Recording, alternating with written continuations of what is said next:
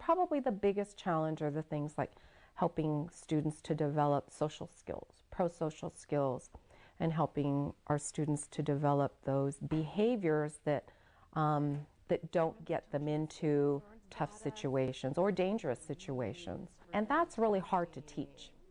That's really hard to teach because you can only practice so much of it within the confines of your room, and then what? Then where do you go to practice those things? And it's only meaningful when it's in real life. Certainly some of the more frequent challenges are things like, well, how are we going to keep someone in that seat? Because they don't seem to be able to sit for longer than 2 seconds.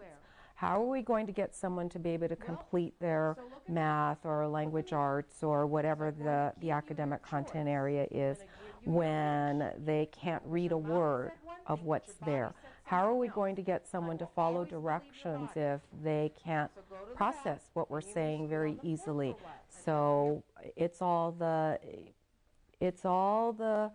things that they bring with them. And then certainly in special ed you have a lot of kids who bring physical challenges with them, whether it's cerebral palsy, whether it's they're in wheelchairs, they're using walkers. We've had students who've had to bring their little oxygen tanks with them. We've had medically fragile students, seizure active kids. So there's all of those things involved, and how do you address those needs, and how do you prepare yourselves and the rest of the students in the class for some of those kinds of needs and challenges. How do I reach a kid who seems to be unmotivated, intrinsically unmotivated? So how do we get that fire burning in you?